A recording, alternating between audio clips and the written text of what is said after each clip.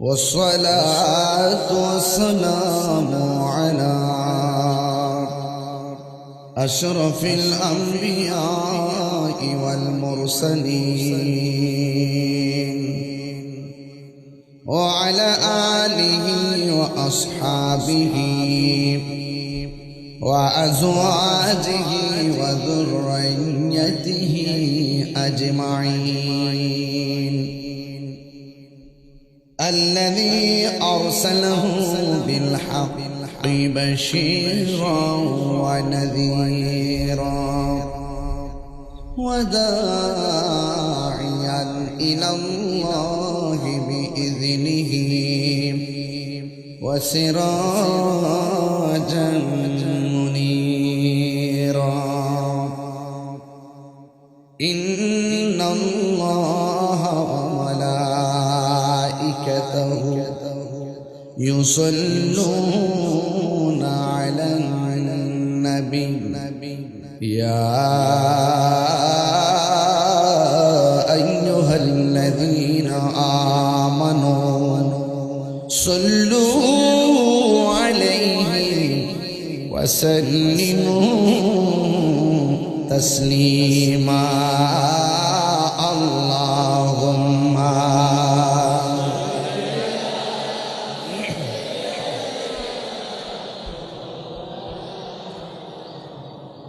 وعلى آل سيدنا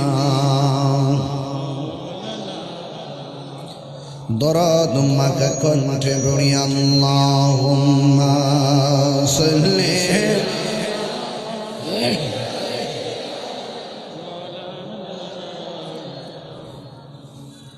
وعلى آل سيدنا तेरी नस्ल पाक में है बाचा बाचा नूर का तू है आईनी नूर तेरा सब घराना नूर का अल्लाहुम्मा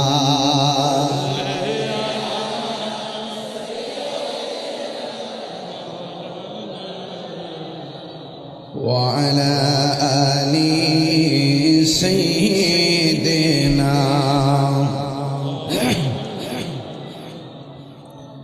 হে রাসূল তোমায় ভালোবাসি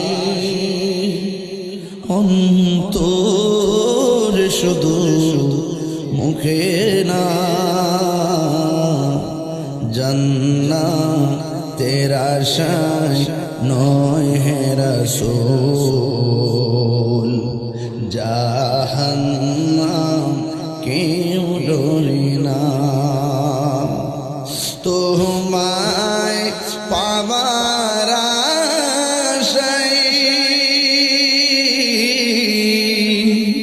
মন ছুটে যায় মদিনায় তোমায় পাবার আশায়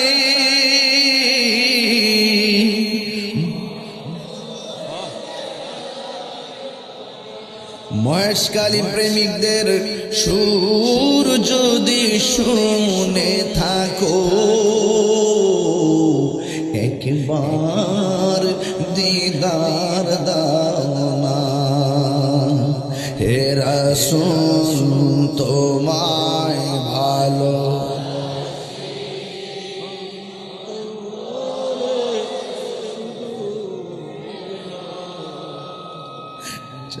জান্নাতের আশায় নয় হে রাসূল জাহান্নাম কেউ ডরে না জান্নাতের আশায় নয় হে রাসূল জাহান্নাম কেউ ডরে না আল্লাহুম্মা সাল্লি मोहब्बत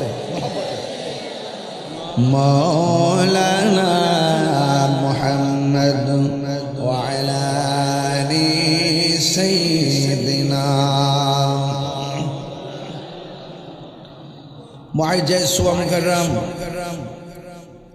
মহেশখালী উপজেলার অন্তর্গত বড় মহেশখালী ইউনিয়নস্থ মধ্যম জাগিরা ঘোনা হযরত আবু বকর সিদ্দিক রাদিয়াল্লাহু তাআলা আনহু হযরত ওমর ফারুক রাদিয়াল্লাহু তাআলা আনহু স্মৃতি সংসদের উদ্যোগে আজিমুশান 20তম পবিত্র ঈদ এ মিলাদুন নবী সাল্লাল্লাহু আলাইহি ওয়াসাল্লাম মাহফিল ও সুন্নি সমাবেশের সম্মানিত প্রধান অতিথি কক্সবাজার 2 মহেশখালী কুতুবদিয়া মাটি ও মানুষের আস্থাভাজন ব্যক্তি সুন্নি জামাত রতন প্রহরী নির্ভীক সৈনিক স্বাধীনতার সপক্ষে শক্তি এবং দেশদ্রোহী ধর্মদ্রোহীদের বিরুদ্ধে আপোষহীন চেতনার নাম যিনি সদ্য ত্রয়োদশ জাতীয় সংসদ নির্বাচনে বাংলাদেশ জাতীয়তাবাদী দল থেকে মনোনয়ন পেয়ে আপনাদের দোয়ার সমর্থন ভালোবাসায়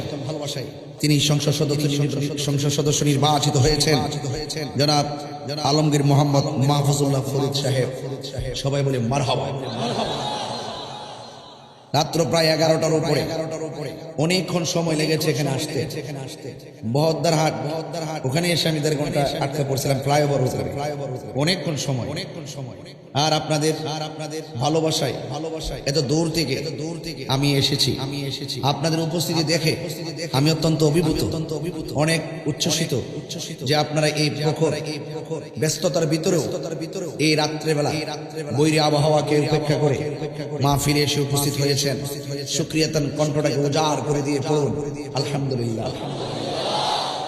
লাখ কোটি দরুদ ও সালাম ওই নবীর নূরানি কদম মুবারকে যিনি হায়াতুন নবী, নূর ও নবী, গায়েবের খবর দেনেওয়ালা হুজুরপুর নূর সাল্লাল্লাহু আলাইহি ওয়াসাল্লামের উম্মত হিসাবে আল্লাহ পাক আমাদের সকলকে মঞ্জুর করেছেন, কবুল করেছেন।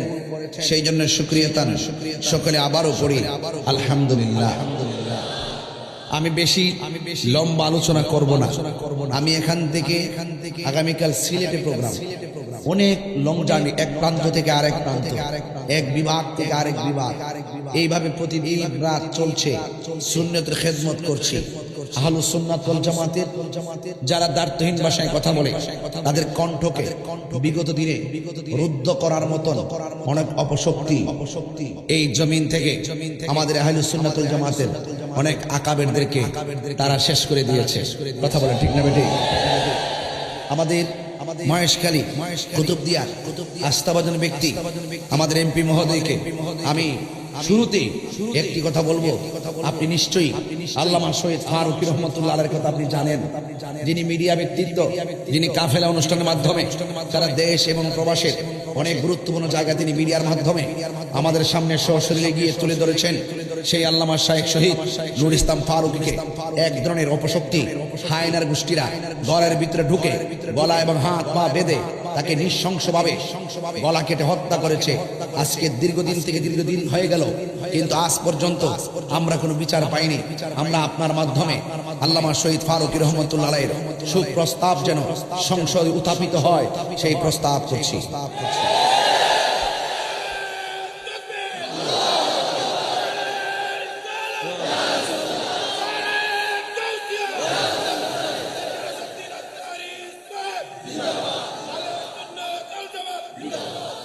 আমাদের কাছে প্রত্যেকটা প্রাণের দাম অনেক বেশি।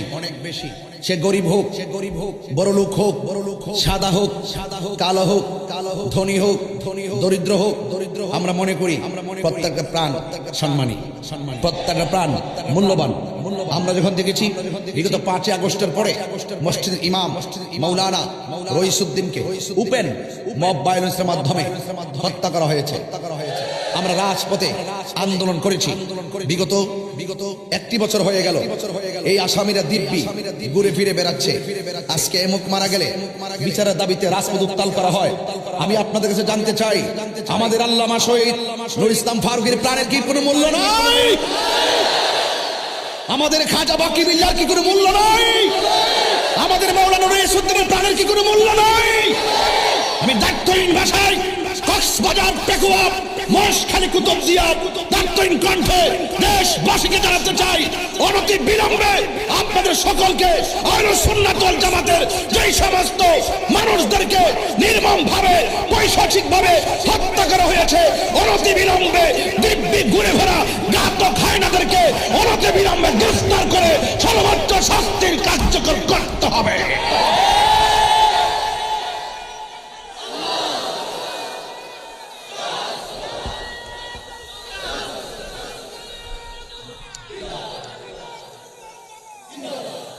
আসুন আগামী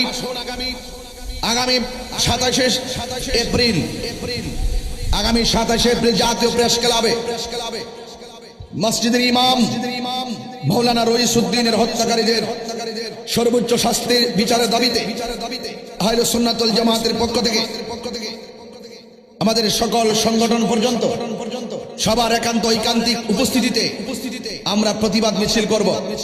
প্রধানমন্ত্রীর বরাবর আমরা স্মারকলিপি দিব এবং আমরা চাই, ওরা কিন্তু এখনো আছে, আজকে হয়তো শহীদ ফারুকীকে তারা মেরে ফেলেছে, রইসুদ্দিনকে মেরে ফেলেছে, এই সমস্ত অপরাধীরা দিব্যি যখন ঘুরে বেড়াই বুঝতে হবে তারা একদিন সুযোগ পেলে আপনাকেও মেরে ফেলবে। এরা এই দেশের নতুন কেওড়া। 47 তাদেরকে কেউ বুঝে নাই, 71 তাদেরকে কেউ বুঝে নাই, 81 তো বুঝে নাই, 86 তো বুঝে নাই, 91 তো বুঝে নাই, 96 তো বুঝে নাই, 25 বুঝবে না, 38 বুঝবে না। এরা সব সময় এক শ্রেণীর মানুষ আছে যারা এই দেশের সত্যিকার অর্থে যারা আল্লাহ ওলির পক্ষে কথা বলে, রাসূলুল্লাহর পক্ষে কথা বলে, তারা তাদের কণ্ঠকে রুদ্ধ করতে চায়। আমরা কি আলাদা থাকবো না এক থাকবো?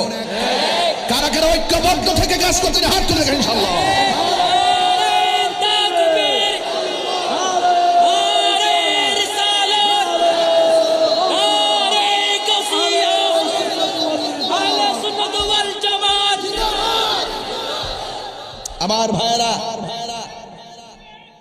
আমার ভাইয়েরা আপনারা হতাশ হবেন না। আমাদের রইসুদ্দিনের রক্ত আসলেই ইনশাআল্লাহ বৃথা যাবে না। এক মাকে কিন্তু শীত যায় না। আরে বিচার উপর দিকে হবে, অপেক্ষা করো। আমরা মোমেন, আমরা বলি আল্লাহকে মহব্বত করি, নবীজিকে মহব্বত করি, সাহাবায়ে কেরামকে মহব্বত করি, আহলে বাইতকে মহব্বত করি, পাকে পাঞ্জাতনকে মহব্বত করি, জশ্নে জুলুস পালন করি, ফাতিহা করি, ইসালে সওয়াব করি, জশ্নে জুলুস করি, মাজার জিয়ারত করি। ইনশাআল্লাহ চলছে, চলবে। এটাই হলো সঠিক পথ, আহলুস সুন্নাত ওয়াল জামাতের পথ, শান্তির পথ, শান্তির পথ। এখন ঘরে বসে থাকার সময় নাই, এখন ঘরের কোনায় বসে থাকার সময় নাই। এখন আমাদের দাবি আমরা আদায় করতে হবে। নম্র ভাষায় থাকলে অনেকে দুর্বল মনে করে। আপনারা ভাব ইনশাআল্লাহ যদি থমকে যান তাহলে শেষ। আর বাতিল অপশক্তির বিপরীতে যদি দাঁড়িয়ে যান সাহস করে, তবেই আপনি বাংলাদেশ। ওয়ালা তাহিনু ওয়ালা তাহজানু ওয়া আনতুমুল আ'লাউনা ইন কুনতুম মুমিনিন। আল্লাহ বলছেন নিরাশ হয়ো না, হতাশ হয়ো না, বিজয় তোমারই হবে যদি তুমি মুমিন হতে পারো। আমরা কি বেঈমান না মুমিন? একটা সিরাত আছে না নাই? আমরা কি বাঁকা পথে না সোজা পথে? সোজা পথের নাম কি? ইহদিনাস সিরাতাল, যেরকম না মারহাবা। সিরাত মানে রাস্তা, সিরাত মানে কি? অনেকে মুখে আছে সিরাত কিন্তু ভিতরে বাঁকা। মুখে আছে ইসলাম, ভিতরে কিছুই নাই। কথা বলেন ঠিক না বেঠিক? এখন আর শরিয়ার কথা কয় না, এখন আর নবীর পক্ষে আর কথা কয় না। এখন শুধু চাই ক্ষমতা। কইব ক্ষমতা না জনতা। ঠিক আছে, আল্লাহ মাজার ভাঙ্গা কও ক্ষমতা, খুদার গজব পড়ব। 97টা মাজার ভাঙছে আমাদের এমপি মহোদয়কে বলে দিলাম। এগুলো আপনি বলবেন। কোটি কোটি সুন্নি জনতা আপনার সাথে আছে।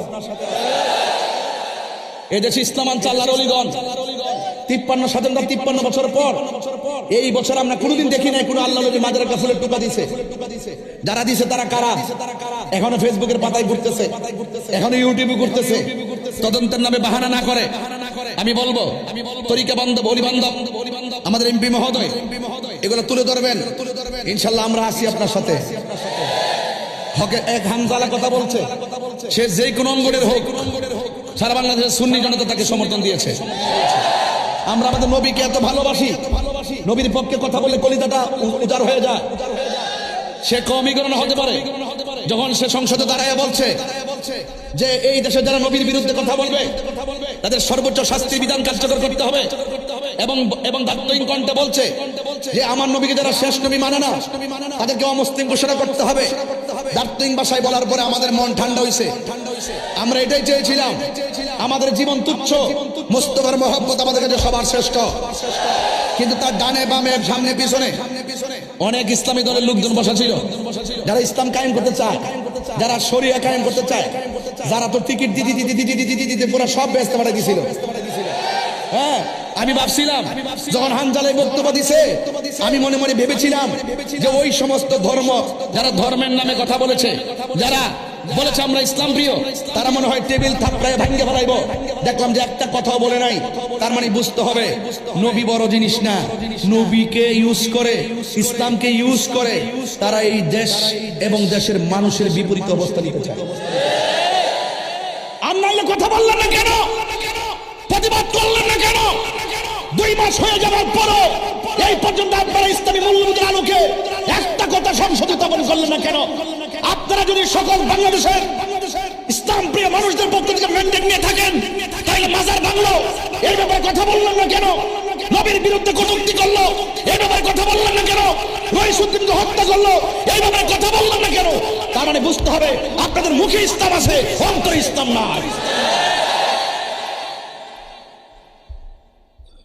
আমার অন্য কোনো কিছু না, আফসোস নাই। আমি অত্যন্ত সার্থক হব শুধু সুন্নিরা যদি এক হয়ে যায়। আর কিছু আছে? ইনশাআল্লাহ বলেন, ইনশাআল্লাহ বলেন। আমার কথায় কেউ রাজনৈতিক গন্ধ খুঁজবেন না, রাজনৈতিক গন্ধ খুঁজবেন না। আমি বলবো যারা সুন্দর করে ধর্মের কথা বলেন, এদের নাটক দেখতে দেখতে জনগণ অতিষ্ঠ হয়ে গেছে। কথা কি সঠিক? এই জন্য বলুন ইজ্জতের মালিক কে? জাহান্নামের উপর একটা রাস্তা হবে কিনা বলেন না কেন? জাহান্নামের উপর একটা রাস্তা হবে কিনা? রাস্তার নাম কি বলেন না? রাস্তার নাম কি? এখানে শুধু আমরাই উঠবো, আর কি উঠতো না? হিন্দু, খ্রিস্টান, বৌদ্ধ, নাসারা, মুসলমান যত দল বিদল আছে সবাই উঠবে ওই রাস্তায়। উঠার পর আল্লাহ বলবেন পার হও। সেই দিনটা কিন্তু অপেক্ষা করতেছে। জুলুম করবেন না, জেনে সত্যকে গোপন করবেন না। আহলে সুন্নাত ওয়াল জামাতকে মাইনাস ফর্মুলা রেখে যারা মনে করে যে তারা ইসলামী লিজ নিয়ে এসেছে, আমরা একদিন প্রমাণ করব তোমরা ভুয়া। এই জনগণ প্রমাণ করবে তোমরা ভুয়া। কথা বলেন ঠিক কিনা? মিষ্টি মধুর কথা বইলা তলে তলে ষড়যন্ত্র, এগুলো আমরা সব বুঝি। এই জন্য বলেছি কবর শুধুমাত্র প্রথম ঘাট নয়, এই ঘাটের পরে আরো ঘাট আছে। হাসরের ময়দান একটা ঘাট, পুলসিরাত একটা ঘাট। এই পুলসিরাত সাধারণ জিনিস না। এখানে আসার পথে রাস্তা দিয়ে অনেক খুশি হয়েছি। এদিকে যে ব্রিজের পর্দা রাস্তাগুলো হয়েছে, গতবার এসে তো একটু ঝরাঝরি পেয়েছিলাম, এবার ডাইরেক্ট চলে এসেছি। খুব সুন্দর রাস্তা, নদীর উপর দেখলাম ব্রিজ, নিচে পানি। কিন্তু আল্লাহ যেদিন ব্রিজটা দাঁড় করাবে নিচে হবে আগুন। নিচে কি হবে? আগুনের ব্রিজ দেখছেন কোন? পানির উপরে ব্রিজ দেখেছেন, কিন্তু আগুনের উপরে ব্রিজ দেখেন নাই। আগুনের উপরে ব্রিজ হবে। এই ব্রিজটা কিন্তু আমাদের এর মতো মোটা হবে না, চুলের চাইতে চিকন হবে, হীরার চাইতে দাঁড়ালো হবে।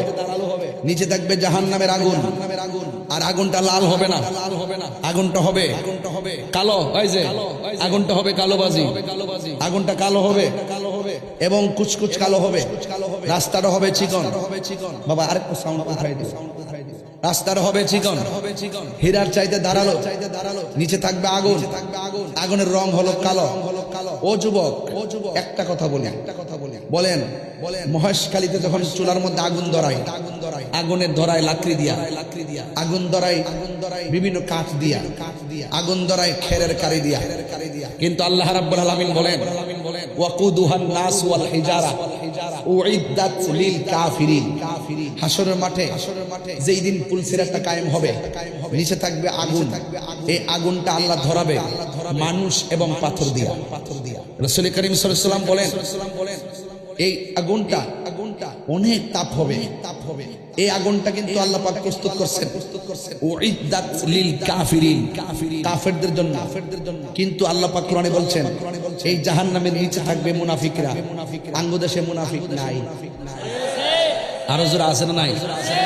আঙ্গুদেশে মুনাফিক আছে না নাই? উপরে ফিটফাট ভিতরে, মানে উপরে ফিটফাট ভিতরে এইরকম মুনাফিক আমার জন্মের পরে মুনাফিক দেখে নেই। ঠিক আছে কিনা? হ্যাঁ। এরপরে এই জাহান্নামের নিচে একদম তলদেশে থাকবে মুনাফিকরা।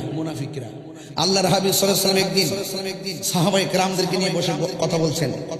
হঠাৎ করে বিকট একটা আওয়াজ হলো। সাহাবায়ে কেরাম বলেন ইয়া রাসূলুল্লাহ, এত বিকট আওয়াজটা কোথায় থেকে হলো? বলুন মহেশখালীর মানুষ, কুতুবদিয়ার মানুষ, আওয়াজ করে বলুন আমার নবী জানার ক্ষমতা আছে না নাই? আসলে আছে। ক্ষমতা নবীর দিছে কে? এই নবীর এই কথাগুলো বলা কি অন্যায়? নবী শান শুনলে সহ্য করতে পারে না এমন অনেক মানুষ আছে, আছে কি না বলেন? আমার যুবক ভাইয়েরা, আমার মহেশখালীর বাবারা, কুতুবদিয়ার বাবারা, কক্সবাজারের বাবারা, পেকুয়ার বাবারা, সবাই আওয়াজ করে বলুন নবীকে এই জানার ক্ষমতা দিয়েছে কে? সাহাবায়ে কেরাম বলে ইয়া রাসূলুল্লাহ, ইয়া হাবিবাল্লাহ, নবী গো আপনাকে নিয়ে আমরা কথা বলতেছি, আমরা আপনার ও বয়ান শুনতেছি, ওয়াজ শুনতেছি। হঠাৎ করে আওয়াজটা কোথায় থেকে উঠলো? আল্লাহর হাবিব সাল্লাল্লাহু আলাইহি ওয়াসাল্লাম বলেন সাহাবীরা, আজ থেকে প্রায় ৭০,০০০ বছর আগে আমার আল্লাহ এই পৃথিবীটা যত বড় এর চাইতে ৭০ গুণ বড়। আজ থেকে ৭০,০০০ বছর আগে এই পৃথিবীটা যত বড় এর চাইতে ৭০ গুণ বড় একটা পাথর আমার আল্লাহ জাহান্নামের মুখের মধ্যে ছেড়েছে। এই পাথরটা আজকে যাইয়া জাহান্নামের তলদেশে পড়েছে। কত গভীর হবে? ওই গভীর জাহান্নামের তলদেশে কে থাকবে? মুনাফিকরা থাকবে। আল্লাহ রাব্বুল আলামিন কোরআনে বলেছেন ইন্নাল মুনাফিকিনা ফিন দারকিল আসফালি মিনান নার। আল্লাহ রাব্বুল আলামিন বলেন ওই জাহান্নামের সর্বনিম্ন স্তরে মুনাফিকরা থাকবে। এই জন্য সুন্নিরা যাই করুক না করুক কিন্তু কোনোদিন মুনাফিকি করে না। আমাদের একটা আদর্শ আছে না নাই? আরো জোরে বলো আছে না নাই? এবার মুনাফিকরা জাহান্নামের সর্বনিম্ন স্তরে থাকবে। এখন প্রশ্ন হলো হুজুর মুনাফিক অর্থ কি? মুনাফিক অর্থ দ্বিমুখী নীতি অবলম্বনকারী। আর মুনাফিক কাকে বলে? যারা দ্বিমুখী নীতি অবলম্বন করে তাদেরকে মুনাফিক বলে। মুনাফিক চিনার উপায় কি? মুনাফিক আমরা চিনবো কেমনে?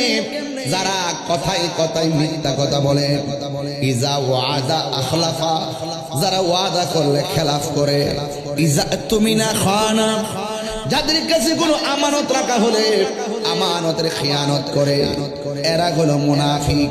আর একটা হাদিসের মধ্যে পেয়েছি মুনাফিকের আলামত হলো 4টা। 1 নম্বর কথা বললে মিথ্যা বলে। এমন মিথ্যাবাদী আমাদের আছে না নাই? মোবাইলটা হলো মিথ্যার ফ্যাক্টরি। কথা কোন ঠিক না বেঠিক? কথায় কথায় মিথ্যা বলে। আর 2 নম্বর ওয়াদা করলে খেলাফ করে। 3 নম্বর যাদের কাছে আমানত রাখা হলে আমানতের খিয়ানত করে। আর 4 নম্বর হলো তাদের নামাজ রোজা হজ যাকাত যাই করুক না কেন, নামাজ পড়লেও বাহাদুরি করে আমি নামাজি, আমি মুসল্লি, হজ কিরায় আমি হাজি। এইরকম ভাবে যারা আমল নিয়ে তাকাব্বুরি করে এদেরকেও মুনাফিক বলা হয়। ইবাদত কোন মানুষকে দেখাইবার জন্য না, একজনকে সন্তুষ্টি করার জন্য। জবান খুলে বলুন তিনি কে? আল্লাহু আকবার বলেন না কেন?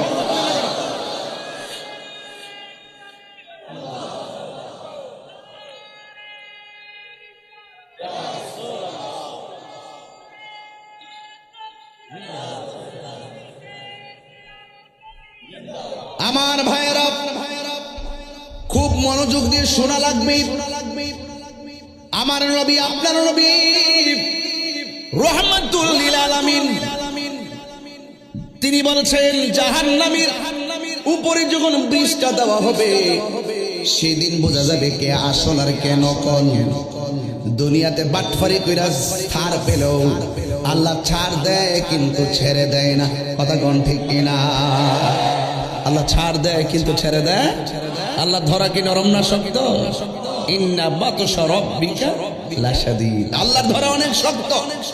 যুবক ভাইরা মনোযোগ দেন, মনোযোগ। ওয়াজ ইমোশনের জায়গা না, কিছু নেওয়ার জায়গা। এখন একটু কথা বলি ভিন্ন আঙ্গিকে, কারণ এখন সময়টা আগের মতো না। এখন সময়টা হলো আমাদের সুন্নিয়তকে তারা নস্যাৎ করে দেওয়ার জন্য ষড়যন্ত্র করছে। কোনদিন বিক্রি হবেন না, মনে থাকবো তো ইনশাল্লাহ। ওই সমস্ত জাহেলদের পাল্লায় আমরা পড়বো না ইনশাল্লাহ। পড়বেন আপনারা? এই জন্য আল্লাহর হাবিব বলেন জাহান্নামের উপরে যে রাস্তাটা হবে, রাস্তার নাম কি? রাস্তার নাম কি? আরে জোরে কর না। ওই পুলসিরাতে যখন মানুষ উঠবে, ওই পুলসিরাতের ভিতরে 7টা ঘাট হবে, 7টা ঘাট। প্রথম ঘাটের মধ্যে আমার আল্লাহ রাব্বুল আলামিন জিজ্ঞেস করবে ঈমান সম্পর্কে। তাইলে বোঝা গেল আলা আলা ঈমান লিমান লা মুহাব্বাত আলা, যার অন্তরে নবীর মহব্বত নাই তার ঈমান থাকবে না, তার জাহান্নামের উপরে দিয়ে পুলসিরাতে পড়ে যাবে।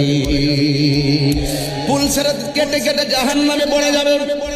বান্দারে জিগাইবো, বান্দা ঈমান সম্পর্কে তুমি কিছু বলো।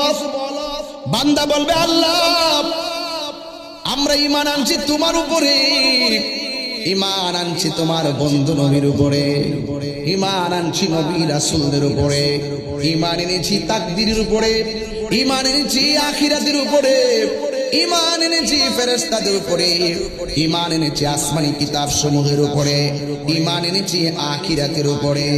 এ বন্ধু গো, এখন হিসাবটা মিলায় দেখেন। প্রথম প্রশ্নটা হবে ঈমান নিয়া। আল্লাহ মানা নবী মানা নয়, নবী মানলেই আল্লাহ মানা হয়। এই ওয়াজটা অনেকে বুঝে না। এটা কিভাবে? মাইকটা খুব ভালো করছে। তুমি খুশি? তুমি খুশি? খুশি খুশি। আমি হচ্ছে মাইক ভালো, মাইকের মালিক খুশি।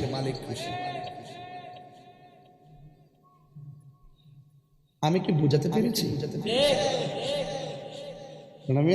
ঠিক আছে,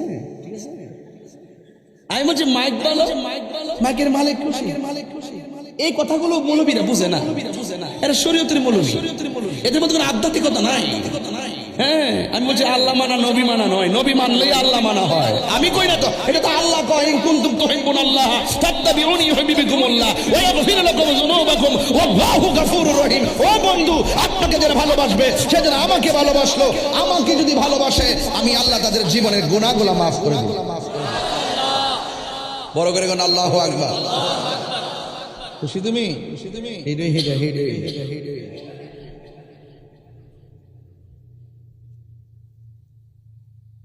আপনারা বুঝতে পারছেন আমার কথা? কবরে গেলে সব কিন্তু শেষ হয়ে যাবে। কোনো বাহাদুরি চলবে? কথা কর না। কোনো বাহাদুরি চলবে? চলবে চলবে। আহা হারিয়ে যাব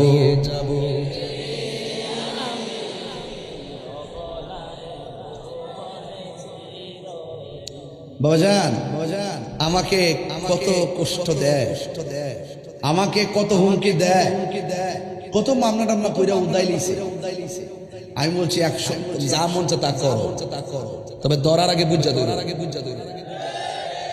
এটা ব্রাহ্মণবাড়িয়া কয়ে দিছি আলহামদুলিল্লাহ। অন্যায় যেহেতু করি নাই, অপরাধ যেহেতু করি নাই, অবশ্যই হিম্মত নিয়ে কিছু কথা বলবো, তারপরে হবে হিসাব।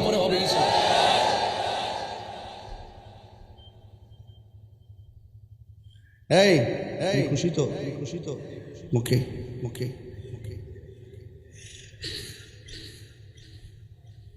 নবীরে বাবা, নবীর শানটা গাইলে অনেকের আগুন লাগে। আর আমরা সুন্নিরা যখন নবীর শানটা গাই, ভিতরটা আলোকিত হয়ে যায়। এবার দেখলাম পয়লা বৈশাখ উপলক্ষে কি সুন্দর হুজুররা হাতের মধ্যে তসবি তসবি লইয়া পান্তাবাদ ইলিশ মাছ খাইতেছে। এটা সংস্কৃতি সংস্কৃতি সংস্কৃতি।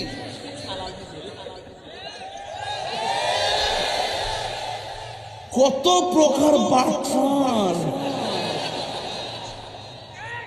আর আমরা যখন সবে বরাতে হালুয়া রুটি খাই, ঈদে মিলাদুন নবীর জশ্নে জুলুস যখন করি, তারপর বিতরণ করি, নবীর শান গাই, মিলাদ কিয়াম করি, তখন এটারে তারা বেদাতের ফতোয়া দেয়।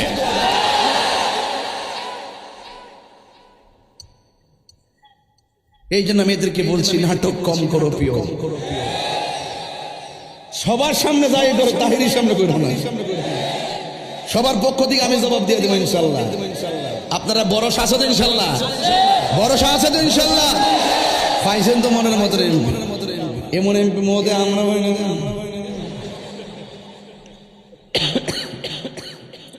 সুন্নিয়ত এটা শান্তির পথ, এটা সৌভাগ্যের পথ, এটাই সঠিক। দেশকে যারা ভালোবাসে, দেশের মানুষকে যারা ভালোবাসে, দেশের মাটিকে যারা ভালোবাসে, ধর্মকে যারা ভালোবাসে, ধর্মের নামে যারা ধর্মান্ধতা ছড়ায় না, ধর্মকে নিয়ে যারা বিভিন্ন ধরনের কলুষতা ছড়ায় না, এই সমস্ত মানুষগুলো প্রেক্ষাপট গিরে যথেষ্ট প্রাসঙ্গিক। তাদের ডাইনে থাকলো ভালো, বামে থাকলো ভালো। ভাষাটা একটু কঠিন করছে আর কি, হয়তো নাও বুঝতে পারে।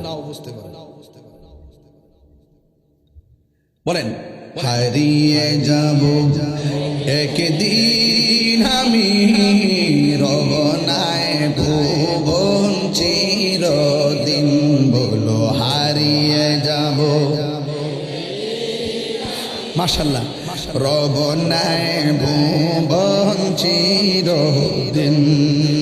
ক্ষমা করে দিও তোমরা আমায়, বলো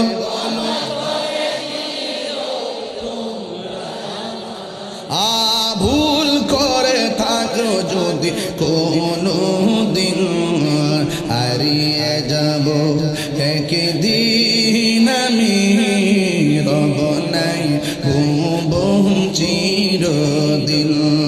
ক্ষমা করে দিও তোমরা আমায়, বলো তোমরা আমায়। ভুল করে তাকে যদি কোনো দিন, হারিয়ে যাব আর রবনায় ভুবন চিরদিন। বাঁশে বাগানে বা গোরস্থানে হয়তো দিবে নূরে কবর। তোমরা আমায় যাবে ভুলে, রাখিবে না জানি কোনো খবর। বাঁশে বাগানে বা গোরস্থানে হয়তো দিবে মোরে কবর। তোমরা আমায় যাবে ভুলে, রাখিবে না জানি কোনো খবর। পড়বে কি মন আমার কথা, ফেলবে কি অস্ত্র কোনো দিন, হারিয়ে যাব এ রবনায় ভুবন চিরদিন। বলো হারিয়ে যাব একদিন আমি, রবনায় ভুবন চিরদিন। জোরে জোরে কি আল্লাহু আকবার বলা যাবে না? বন্ধু আমি ওয়াজ শুরু করে দিয়েছি, আর ডানে বামে যাওয়া যাবে না রে বাবা। যদি পারেন একটু চোখের পানি ফেলে বাড়িতে যাবেন। আমি কিন্তু যাই বলি না কেন কাউরে আমি আঘাত করছি না, আমি শুধু ওই কথা বলতে চাই ভাই রে, একদিন দিয়ে তো মইরাই যাবেন। দুনিয়ার স্বার্থের জন্য কত মুনাফিকি করবেন, দুনিয়ার স্বার্থের জন্য কত সত্যকে আড়াল করবেন, দুনিয়াদারির জন্য কত নিজের ব্যক্তিত্বকে জলাঞ্জলি দিবেন। কথা গণা ঠিক না? আমি কাউকে আঘাত দেওয়া উদ্দেশ্য নয়। আমার বাপও যদি নবীর বিরুদ্ধে বলে আমি বলবো, আমি ছাড়বো না। আমার বাবার চাইতে নবীর দাম কম না বেশি? এই জন্য আমি বলেছিলাম, যখন মানুষ ফুলসিরাতের উপরে উঠবে তখন বলবে তোমার ঈমান, ঈমানের হিসাব দাও। সে বলবে আল্লাহ তোমাকে আমরা এক বলে জানি। একটু আওয়াজ করে বলুন, আল্লাহ কি দুইজন না একজন? সবাই আমার সাথে পড়ুন, কুল্লু আল্লাহু আহাদ আল্লাহুস সামাদ লাম ইয়ালিদ ওয়া লাম ইউলাদ ওয়া লাম ইয়াকুল লাহু কুফুয়ান আহাদ। এই সূরাটা সবাই পড়তে হবে। কুল্লু আল্লাহু আহাদ لم يلد ولم يولد ولم يكن له كفوا أحد। আরেকবার পড়েন ভাইরা আমার, قل هو الله أحد لم يلد ولم يولد ولم يكن له كفوا أحد। জোরে জোরে কি আল্লাহু আকবার বলা যাবে না? কয়বার বললাম? হাদিস শরীফের মধ্যে এসেছে, কেউ যদি সূরা ইখলাস একবার পড়ে কোরআনের 30 পারার মধ্যে 10 পারার সওয়াব দেওয়া হবে। 22 বার পড়লে 20 পারা খতমের সওয়াব দেওয়া হবে। 3 বার যদি পড়েন রে বাবা, তাহার আমল নামায় গোটা এক খতম কোরআন তেলাওয়াতের সওয়াব দেওয়া হবে। ও মুরব্বি আব্বা, একটু সূরা ইখলাসটা বেশি বেশি করে পড়বেন। ও যুবক ভাইরা, প্রতি ওয়াক্ত নামাজের মধ্যে সূরা ইখলাস রাখবেন। ও আমার আম্মারা, যেই বাসায় খাওয়া দাওয়া করলাম, এরা দেখলাম অনেকে ভক্ত, অনেক আগ্রহের সাথে অনেক অনেক বেশি রান্না বান্না করে আমাদেরকে মেহমানদারি করেছেন। অনেক মকসুদ আছে, আল্লাহ যেন এদের মকসুদটা পূরণ করে দেয়। ও যুবকের দল, ও আমার মা, প্রতিটা ওয়াক্ত নামাজের ভিতরে অন্তত পক্ষে সূরা ইখলাসটা রাখবেন। এটা ছিল মা ফাতেমার অভ্যাস। মা ফাতেমাকে আমার নবী জিজ্ঞাসা করে, এ ফাতেমা, তুমি এমন ভাবে সূরা ইখলাস বেশি বেশি পড়ো কেন? মা ফাতেমা বলেন, ইয়া রাসূলুল্লাহ, ইয়া হাবিবাল্লাহ, নবী গো, এই সূরাটারে আমি বড় ভালোবাসি। আমার নবী, আপনার নবী বলেন, ফাতেমা, এই সূরাটা যারা কিয়ামত পর্যন্ত মহব্বত করে তেলাওয়াত করবে, সকালে 10 বার পড়বে, সন্ধ্যা বেলায় 10 বার পড়বে, আমার আল্লাহ রাব্বুল আলামিন পাঠকদের জন্য জান্নাতের ভিতরে আলাদা করে বালাখানা বানায়া দিবে।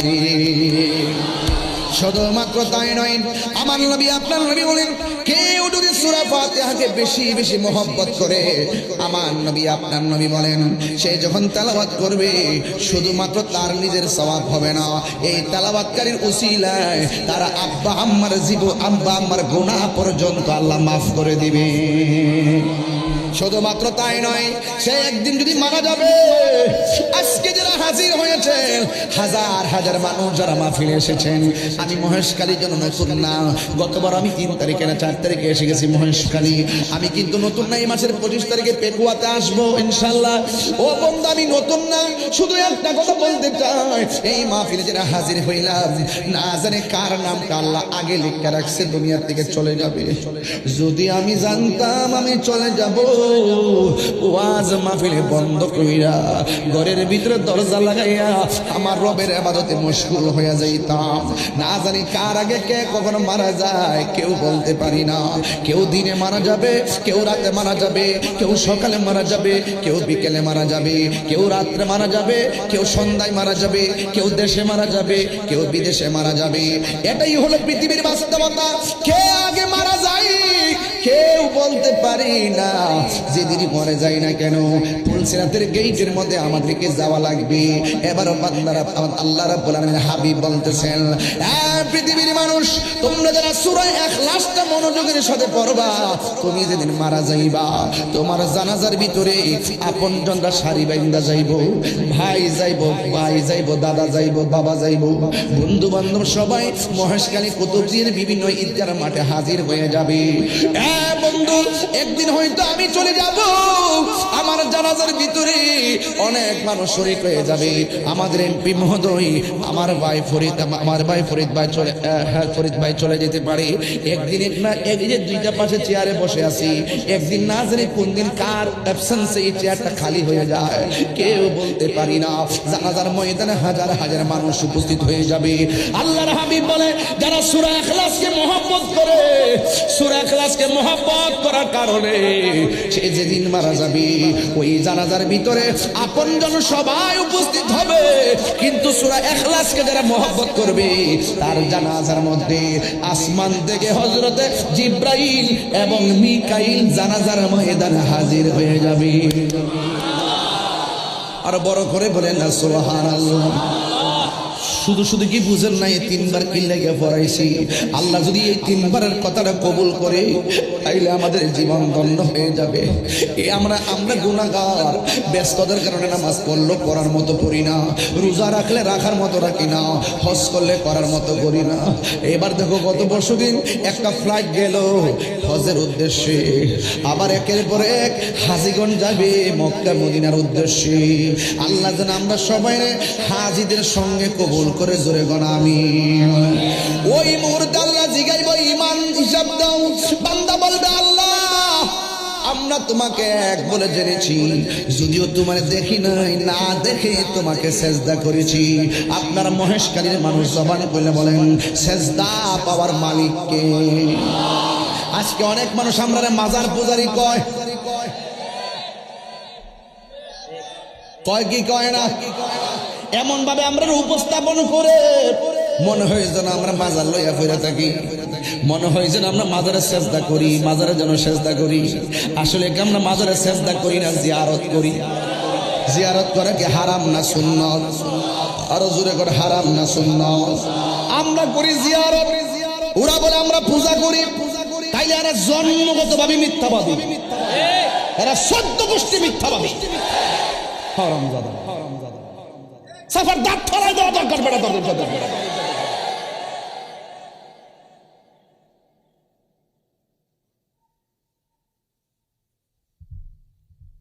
এমন ভাবে ওয়াজ করি, বার্তিক ভাষায় বলি এবং একটি স্পষ্ট কনসেপ্ট ক্লিয়ার করার পরও আঙ্গুল ধরে ধরে আমাদেরকে মাজার পূজারি, অথচ আমরা দায়িত্বহীন ভাবে শাহজালালের মাজার, শাহপরানের মাজার, গোলাপ শাহর মাজার, আমানুর শাহর মাজার, গোলাপ গরিবুল্লাহ শাহর মাজার, বাইতুল ইসলামের মাজার, নাসিরুদ্দিন শিববাসার মাজার, সমস্ত মাজারগুলো আমরা জিয়ারত করি। আর ওরা বলে আমরা পূজা করি। সুন্নাত তরিকাকে যারা পূজার সঙ্গে তুলনা করে তাদের জন্মে ভেজাল আছে।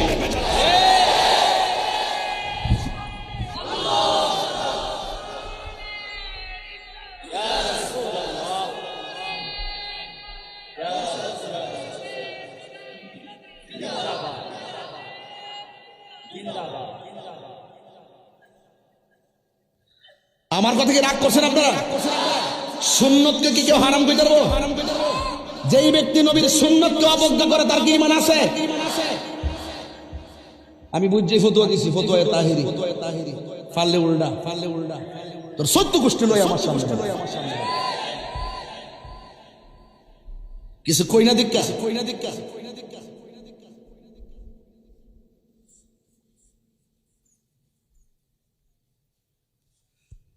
পোলা পান্ডি আমার যুবকগুলো কোথায় আছে? তোমরা আসো কিনা বলো? আমরা কি পূজা করি না জিয়ারত করি?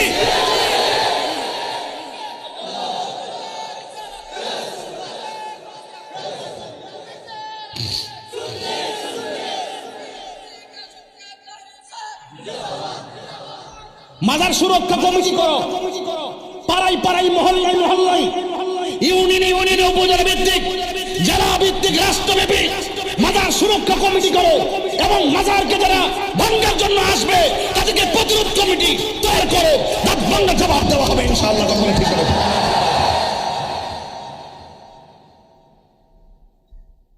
বেটা বেটা এত সুন্দর ওয়াজ করতেছ আর আমরা কই মাজার কমেন্টসের মধ্যে লেখে তাহিরি নামটা উল্লেখ করে ভাগ্য ভালো যে কমেন্টসে সামনে আইলে একটা কফি খাওয়াই দিলাম।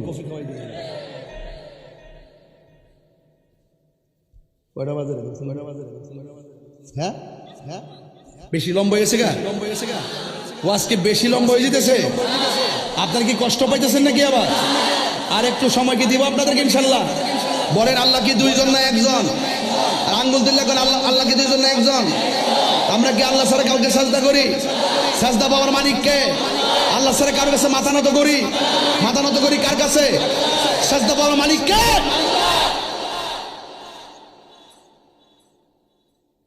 বান্দা বলবে আল্লাহ আমরা তোমাকে না দেখে বিশ্বাস করছি, সুবহানাল্লাহ কোন কি লিখে। এবার বলেন ফুলসের ঘাটের মধ্যে কি আটকাবার কিছু আছে? দুই নম্বরকে আমরা নবী রাসূলকে বিশ্বাস করি, আখিরাতকে বিশ্বাস করি, ইমানে আরকান আমরা সব আরশাদিনকে বিশ্বাস করি, আখিরাতকে বিশ্বাস করি, তাকদীরকে বিশ্বাস করি, আসমানি কিতাবকে বিশ্বাস করি, এরপরে ফেরেশতাকে বিশ্বাস করি, নবী রাসূলকে বিশ্বাস করি এবং আপনার উপর আমরা নিরঙ্কুশ ঈমান এনেছি। ওয়া ইলাহুকুম ইলাহু ওয়াহিদুন লা ইলাহা ইল্লা হুয়ার রাহমানুর রহিম। আল্লাহ হলো একজন, তিনি ব্যতীত কোনো ইলাহ নাই। এবার প্রথম ধাপ এটাকে বলে সুইচ গেট। কি গেট বলে? বাংলাদেশে সুইচ গেট আছে না? সুইচ গেট খুলে যাবে। এবার বান্দারা দ্বিতীয় গেটের মধ্যে যাবে। এই নাসির সাহেব একটু খেয়াল করেন, দ্বিতীয় গেটে যাবার পরে জিজ্ঞাসা ওযুর হিসাব দাও, ওযু ওযু সুবহানাল্লাহ করেন সুবহানাল্লাহ। অথচ আমরা ফুলাফান দৌড়াই ওযু করে এই কোণেটার উপরে পানিও পড়ছে না, এমনি মুখ ধয় এক কানের লতিতে পানি পড়ছে না, দাড়ির নিচে পানি পড়ছে না, হুট করে পা দো গিরা পর্যন্ত পানি পড়ছে না। কথা কি সঠিক নাকি? অথচ পুলসিরাতের মধ্যে দ্বিতীয় সুইচ গেটে জিগাইল ওযুর হিসাব দাও। তাহলে ওযুর ব্যাপারে জিজ্ঞাসা করবেনি? তাহলে এখন ময়স্কারীর মানুষের উচিত কি? ভালো করে ওযু করা, মনোযোগের সাথে ওযু করা, তারতিবের সাথে ওযু করা, খেয়াল করে ওযু করা, কোনো অঙ্গ প্রত্যঙ্গ যেন কোনো গ্যাপ। সুন্দর রাসূল বলতেন যেই ব্যক্তি বিসমিল্লাহ বলে ওযু শুরু করবে, যতক্ষণ ওযু চলবে ততক্ষণ পর্যন্ত আসমানি ফেরেশতারা ওযুকারীর জন্য আল্লাহর কাছে গুনাহ মাফ চাইতে থাকে। আমি ফজলত বললে জোরে সুবহানাল্লাহ কইেন, মুখটা খুললেন, আওয়াজ করে কোন সুবহানাল্লাহ, বড় করে কইবেন। মানে একবার সুবহানাল্লাহ বললে আসমান এবং জমিনের ফাঁকা জায়গাটা সওয়াবে পূর্ণ হয়ে যায়। তা আপনার সওয়াবে পূর্ণ হইলে আমার সব রাখবো কই? বেজাল লাগেনি? এটা চিন্তা আমরা করে দিব না, এত চিন্তা করার দরকার নাই। দুনিয়ার জমিন থেকে আসমান পর্যন্ত আজরাইলের বডিটা ছোট্ট একটা বাঙ্গা করে ঢুকে গেছে, কেমনে ঢুকছে এটা চিন্তা করার দরকার আছে। হ্যাঁ এটা বুঝার চেষ্টা, এই যে এই যে এই যে এদিকে যায়, এই কান্দে ফেরেশতা আসেনি, ইয়ানা আসেনি, ওজন লাগেনি।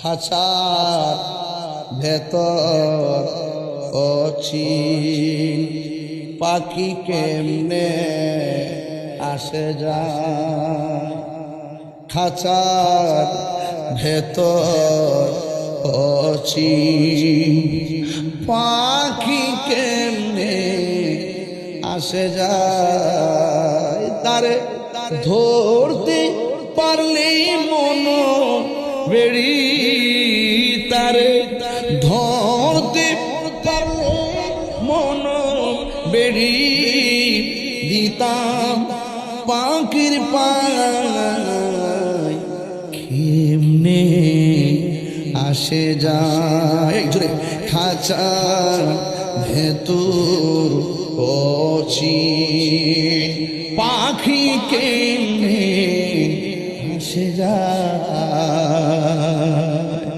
আমার ভিতরে বাল বাসেনি ভাই, বাল বাসে না? আছে তো? কিডনি আসেনি, মাথায় মগজ আসেনি, গোষ্ঠীর ভিতরে হাড্ডি আসেনি, বায়োস্কোপ কিংবা এক্সট্রামিটি মেশিন সব দিয়ে দিয়ে রক বুঝে, হাড্ডি বুঝে, গোশত বুঝে, রক্ত বুঝে, সব বুঝে। কিন্তু এত মেশিন লাগাইলাম, রুহুটা কোন জায়গায় আছে কোন মেশিন ধরতে পারে না। একটু বুঝছেন, শরীয়তে দূর মারেন না, মারফত নিয়ে বুঝছেন, কিছু হাকিকতে যোগ দিয়েন। ইয়াসআলুনাকা আনির রূহ কুলির রূহু মিন আমরি রাব্বি। ও বন্ধু, কেউ যদি আপনাকে রূহ সম্পর্কে জিজ্ঞেস করে, শুধু আপনি বলবেন এটা আল্লাহর আদেশ মাত্র। বাকিটা বললাম না কি, বুঝতো না তো, ফেস লাগাই লেবে। মূল কথা তো কই না ওয়াজে, শুধু স্বাভাবিক ওয়াজে না করি। ওযু, আল্লাহর হাবিব বলেন, যে ব্যক্তি ওযু করার সময় হাত তার দৌত করবে কয়বার? জোরে গান, আরো জোরে গান। আমার নবী, আপনার নবী বলেন, যেই ব্যক্তি ওযু করার সময় দুই হাত তিনবার করে দৌত করবে, এই হাত দিয়া জীবনে সে যত গুনাহ করেছে, আমার আল্লাহ ওযুর পানির সঙ্গে হাতের গুনাহগুলো মাটির মধ্যে জড়াইয়া ফালাইয়া দিবে। ওযু খুব ফজিলতপূর্ণ ওযু। এরপরে আমার নবী বলেন, কেউ যদি কুলি করার সময় মুখের ভিতরে পানি দেয়, পানি দেওয়ার সময় গড় গড় করে কুলি করার সময় পানি যখন ফেলে দিবে, বন্ধুরি আমার, ও মহেশকারীর বাবা, ও কুতুবদিয়ার বাবা, এবার আমার নবী, আপনার নবী বলেন, এই মুখের ভিতরে গড় গড় করে পানি ফেলবে, এই মুখ দিয়া সে জীবনে যত গুনাহ করেছে, আমার আল্লাহ উজুর পানির সঙ্গে মুখের গুনাহগুলো মাটিতে ফেলে দিবে। এরপরে হাত দৌত করবে। আল্লাহর হাবিব বলেন, মুখমণ্ডল দৌত করবে, এই চোখ দিয়া যত গুনাহ করেছে, আল্লাহ রাব্বুল আলামিন এই চোখের গুনাহগুলো পানির সঙ্গে ফেলে দিবে। শুধুমাত্র তাই নয়, ওযু করার সময় চুলের গোড়া থেকে, চুলের গোড়া থেকে, কানের লতি থেকে, আঙ্গুল থেকে, পায়ের আঙ্গুল থেকে যেই ফুটাটা ঝরবে, লাস্টের যেই ফুটাটা ঝরবে, এই ফুটার সাথে আমার আল্লাহ অল বডির গুনাহগুলো মাটিতে ফেলে দিবে। এরপরে এখানে সীমাবদ্ধ নয়, আল্লাহর হাবিব সাল্লাল্লাহু আলাইহি ওয়াসাল্লাম বলেন, ওযু করার সময় যখন বান্দা আসমানের দিকে তাকাইয়া কালিমা শাহাদা করবে, আল্লাহ রাব্বুল আলামিন তার জন্য 8টা জান্নাতের দরজা খুলে দিবে। আর আল্লাহু আকবার। আমার যুবক ভাইয়েরা, আমার মুরব্বী বাবাদিরা, অনুরোধ করে বলি, 2 নম্বর হলো ওযু, 3 নম্বর হলো নামাজ।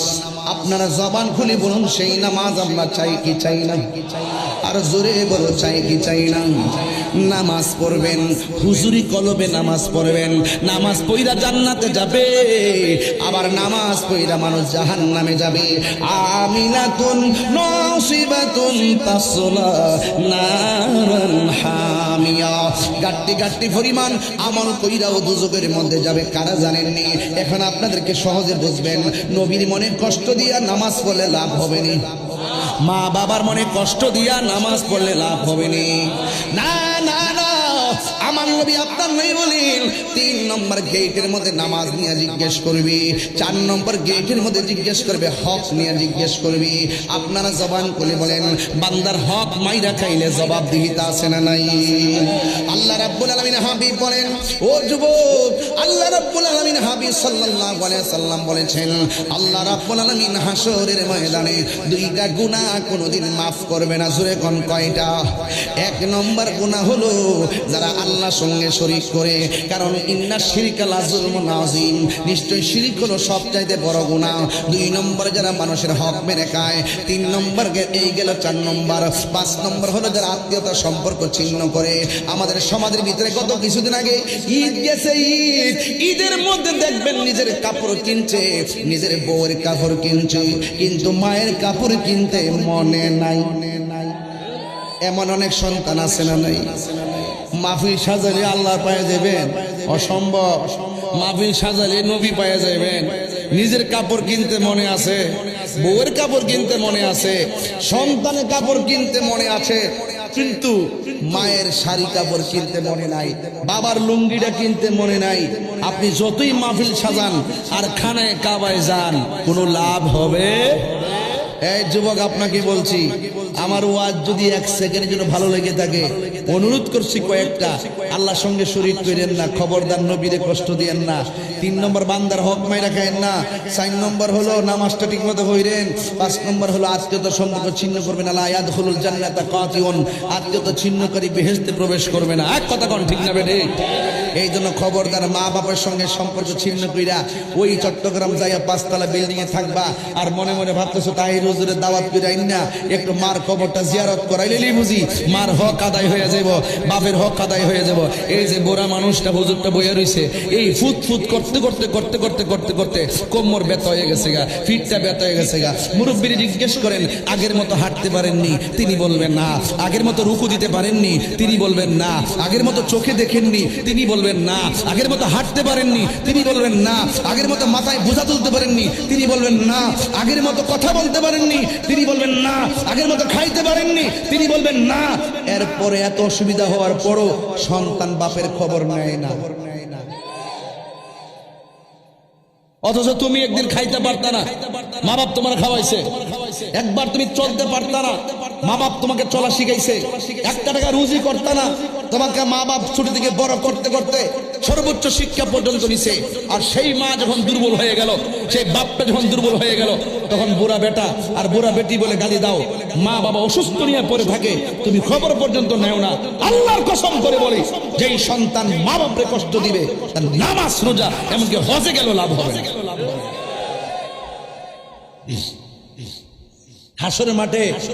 হাসরের মাঠে দেখবেন কিছু কিছু বান্দা গায়ের মতো থাকবে। আল্লাহ রাসূল যে গাইবো, আল্লাহ ওরা কারা? আল্লাহ রাসূলকে বলবেন, ও বন্ধু, এরা হলো তারা যারা দুনিয়ার জমিনে মা বাপরে কষ্ট দিছে। এমন কষ্ট দেন না মানুষ মহেশখালী নাই। এই যে পোলাপানগুলো, এই যে কিশোর বয়সের পোলাপান, একদম এই বয়সে অনেকে বাবার সঙ্গে সম্পর্ক ইয়াবার সাথে সম্পৃক্ত হয়ে গেছে। আপনি জানেন, আমি পাগলের মতো হয়ে যেতেছি যখন দেখি যে একদম যেই ছেলেগুলো পড়ার টেবিলে থাকবে, এই ছেলেগুলো যখন 7, 8টা 10টা মিলে ব্রিজে বৈশা বৈশা শর্ট প্যান্ট পয়রা পয়রা ঘুরে, তখন মনে মনে আমি চিন্তা করি, তার মা বাপ এই সন্তান দিয়ে কি আশা করতে পারে? মা বাপ কেন সন্তানকে পেটে নিল? আর এখনো পর্যন্ত এই সন্তান পড়ার টেবিলে বসে নাই। যেই টাইমে পড়ার টেবিলে বসার কথা, এই টাইমে শর্ট প্যান্ট পয়রা পয়রা ঘুরে। আবার কিছু কিছু পোলাপান বাবার সঙ্গে সম্পৃক্ত, ইয়াবার সাথে সম্পৃক্ত, ড্যান্ডির সাথে সম্পৃক্ত, নেশার সাথে সম্পৃক্ত। এবং শুধু এটা না তো, তারা বিক্রিও করে, তারা ব্যবসার সঙ্গে জড়িত হয়ে গেছে। ইদানিং শুধুমাত্র ছোট্ট ছোট্ট পোলাপান না, ইদানিং দেখা যায় অনেক মহিলারা পর্যন্ত এই বাবার ব্যবসা করে। তাহলে বাবা শুধুমাত্র একটা ভাইরাস না, এটা মহাভাইরাসে পরিণত হয়েছে। বাবা শুধুমাত্র ইয়াবা, ফেন্সি, নেশা শুধুমাত্র একটা সমস্যা না, একটা মহা সমস্যায় পরিণত হয়েছে। যেখানে মহিলারা পর্যন্ত বডির মধ্যে বাবা টেপে ফেকেট করে বাইন্দা বুরকা পইরা রাস্তায় গিয়ে ধরা খায়, তখন আমার মুখ দেখাইতে আর মনে চায় না। এই যে জেলের ছেলেগুলো পড়ার টেবিলে বসবে, ওই টাইমে পোলাপানগুলো বাবা ট্যাবলেট খাইতেছে। ভাই, বাবা ট্যাবলেট খাচ্ছ তুমি, তোমার কি মনে নাই যে তুমি এই টাইমে পড়তে হবে, তোমাকে প্রতিষ্ঠিত হতে হবে? তোমার সাথের ছেলে লেখাপড়া করে। দেখো বিদায় অনুষ্ঠানটা গেছে, 21 তারিখ থেকে পরীক্ষা। আমি আসার সময় একটা বক্তব্য শুনলাম, আর একটা মেয়ে বক্তব্য দিচ্ছে, সে কানতে কানতে শেষ। আসছিলাম এই স্কুলে, এত তাড়াতাড়ি চলে, এত তাড়াতাড়ি থাকা অবস্থায় স্কুলের মধ্যে এত মায়া জমে গেছে। আসছিলাম এই স্কুলে, এত তাড়াতাড়ি চলার ফেতে শিক্ষকদের সাথে মায়া জমে গেছে। চলে যাওয়ার পর সে কান্না করতেছে। আর শিক্ষা তো এটাকেই বলে যে শিক্ষার কারণে প্রতিষ্ঠানের প্রতি মায়া থাকবে। শিক্ষা তাকেই বলে যে লেখাপড়ার পর শেষ বেলায় উস্তাদের কথা মনে রাখবে, বাপ মার কথা মনে করবে, এটাই তো শিক্ষা বলে। আর যেই শিক্ষা শিক্ষকদের সঙ্গে বেয়াদবি শেখায়, যেই শিক্ষা প্রতিষ্ঠানের সঙ্গে গাদ্দারি শেখায়, যেই শিক্ষা শিক্ষকদের গলার মধ্যে বিভিন্ন ধরনের আঘাত করা হয়, এটা শিক্ষা না, এটা তোমার আগামীর জন্য অশনি সংকেত এবং বিভিন্ন বিপদের কারণ। কথা বলেন ঠিক না বেঠাই? আমি যুবকদেরকে বলবো, যুবক, তোমরা যদি আমাকে 1 সেকেন্ডের জন্য ভালোবাসো, আমি আজকে সমাজতান্ত্রিক কথা বলছি, আমাকে বারবার একটা কাগজ দিচ্ছে, আর যখন কাগজ দিয়ে তখন আমি আলোচনার মুখটা ঘুরাই। এই জন্য আমি আমার মতো করে হয়তো বা কিছু বলতে পারতেছি না, এরপর কোনো অসুবিধা নাই। এরপর যে কথাগুলো খুবই প্রয়োজন, তাদেরকে বলছি, যুবক, তোমাকে বলছি, তুমি যদি নেশা করো, তোমার বাপ মা পেটের মধ্যে রাখা। আচ্ছা বলেন তো, পেটের মধ্যে বাচ্চা রাখা কি সহজ কথা? আরে কথা কোনো সহজ